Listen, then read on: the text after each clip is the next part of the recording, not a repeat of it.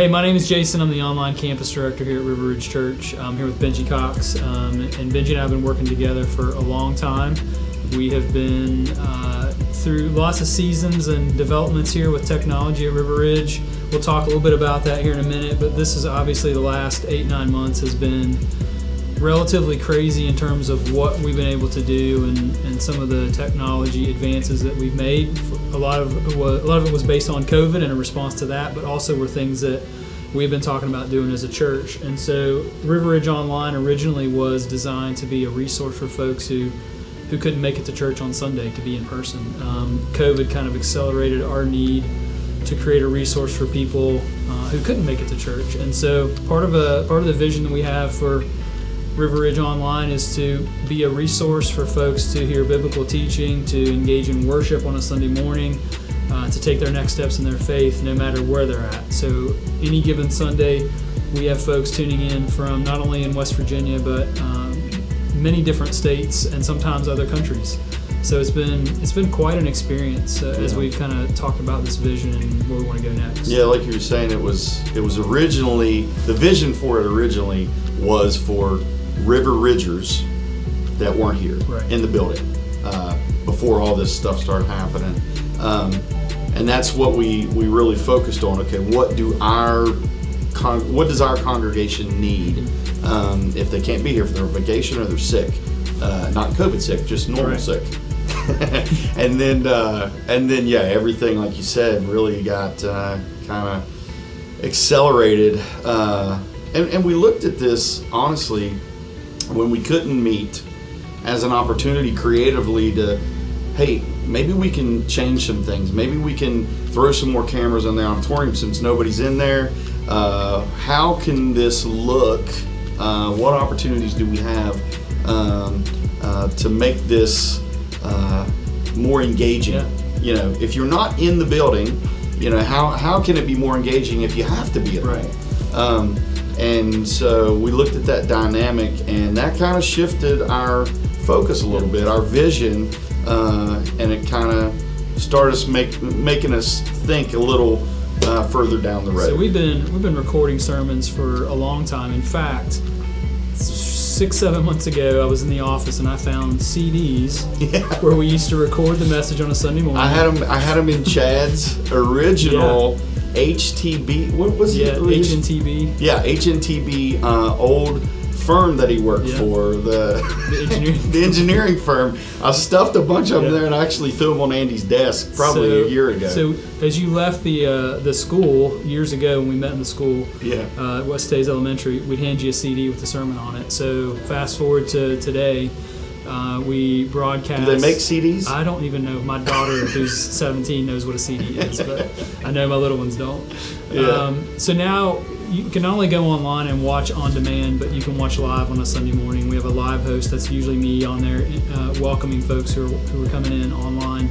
Again, with the idea of trying to help people take next steps where they're at, and so creating that worship, that full worship experience from the start of the service to the end of the service. And now we even added Ridge Kids in the mix too. So we have specific programming for elementary and preschool students that we produce every Sunday. Yeah. And you know, with everything that changed with COVID, you know, we looked at it as an opportunity to be a little more engaging online. But that meant when we got back into the building, we couldn't continue to do things that we had done them previously. Right. And that meant a lot of this stuff in this room had to be put in, and that meant that our team had to be expanded to double what its size was, basically. So our team has doubled every Sunday. You know, there are definitely a lot more people behind the scenes now that are making things happen every Sunday online for the people that, you know, don't feel comfortable coming in yet, which we totally understand, or just can't make it. Yeah, and we were at the height of COVID around Easter, and we had an online-only service for Easter, and I think we had over 1,600, what we'll say is viewers, which translates to what we think is several thousand people watching online. And it was kind of it was one of those things like, okay, we should probably take this serious. We should probably really look at an investment in technology. if we want to make a resource where folks can really feel like they're engaged and immersed in a service. And so what you're seeing here is kind of that investment, and the team of people that it takes every Sunday is pretty amazing. It's created some really unique volunteer opportunities for folks to make a difference in the lives of others that they may never see or meet, which I think is pretty cool. Yeah, and I've seen, wives of husbands and husbands of wives that have come onto our team because it's like, oh yeah, I could do that. That's interesting. I've held a camera before. I could do that. Yeah. And then that leads them into doing even more things, grabbing a PTZ controller or something else up here to really grow in their knowledge and hopefully grow in their faith also as part of our team. Yeah, and it's funny, what we want on the other side of that for a viewer is to experience something that's very seamless. But if you're up here on a Sunday morning and you're listening to the producer call the camera shots, and we have, how many cameras do we have now? 8. 8 different camera angles, and it's organized chaos up here. Yeah. But all that's designed to help folks feel like they're immersed in that service, and that's one of the things that I really love about what Benji's team has been able to do, is be able to create that environment for folks to really engage. And again, our hope is that they can take next steps. Yeah, definitely. The first couple weeks up here sounded like there was almost, the police almost got called. It was almost a domestic dispute up here. So just thinking back again, before we move on to the last segment, but we were just talking before we started filming this that the very first time we went live was actually the last service in the old auditorium. Using what technology at that time? Using my iPhone 5, nice. I think. Yeah. Something around in there. On Facebook? On Facebook, I believe, with just, my phone sitting on a tripod. And it was right before Christmas Eve services, because that was our first one in. Yeah. So it was like the week before Christmas Eve. Yeah. I actually ran sound, so it sounded amazing. I'm sure Rob would agree with that.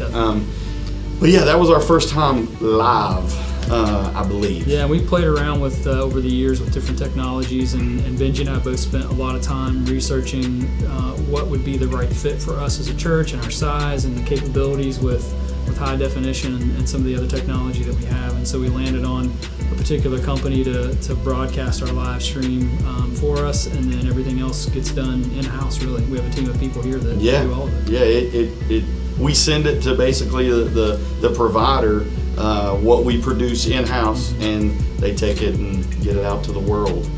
So our hope for the future is that not only our River Ridge Online continues to be a resource for folks to take next steps in their faith, but that it's a full Sunday for a family to engage. That's everything from worship and music to biblical teaching to Ridge Kids content, so that a family can really feel like they're plugged into the church body even though they're not physically at the location. And so and as we mentioned in the first part is that secondary vision of really using Church Online as a resource to reach folks who may not ever be able to come to this building, but also who might be in a place where they aren't connected to a local church, and we might reach those folks in some way, and they might get connected in that way, and we can use the technology and resources that we have for church planning opportunities, virtual venue opportunities. So that's kind of thinking way out in the future, but those are conversations that we've had as well. Yeah, I was actually having a thought either last night or this morning about,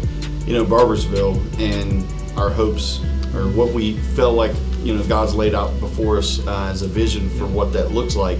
And it just hasn't came to fruition the way we think it should. But, seeing what has been happening right now, I think that was God's protection. If we would have started that, then it might not have happened. It might have fell apart. Right. So now we have some of this groundwork, some of this laid out, the infrastructure built so that we can do a satellite campus even better now. Yeah. And I'm excited about that.